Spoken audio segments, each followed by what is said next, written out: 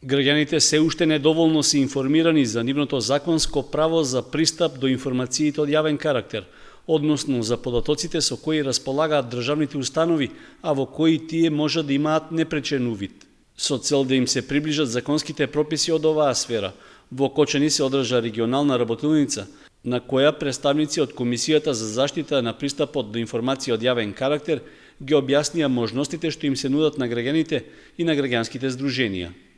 И покрај слабиот интерес за обуката, организаторите рекоа дека целта е постигната, затоа што интересот на присутните бил солиден. Многу невладени организации и други институции правеа истражување во Република Македонија колку граѓаните на Република Македонија се запознаени со ова човеково право и утврдено е дури дека 70% од граѓаните можеби повеќе не го познаваат ова свое фундаментално човеково право, а тоа значи дека тие имаат право да се обратат до било која институција, значи од државата, институција која е буџетска и која врши јавни овластувања и да побараат информации. По ова барање, овие институции се должни да им одговорат веднаш, но најдоцна во рок од 30 дена. Често се случувало имателите на информации да не им ги доставуваат бараните податоци на барателите, поради што тие имаат право да поднесат жалба до Комисијата за заштита на правото за слободен пристап до информациите од јавен карактер.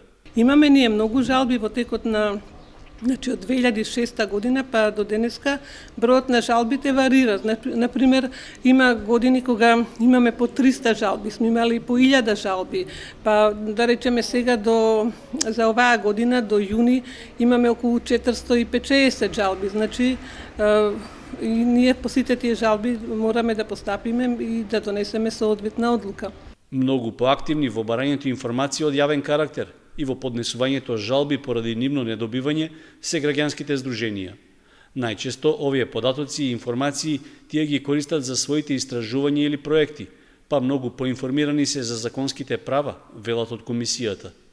Регионалните обуки досега се одржале во 10 градови во државата, а во наредниот период се планирани уште 10 работилници за граѓаните во помалите градови.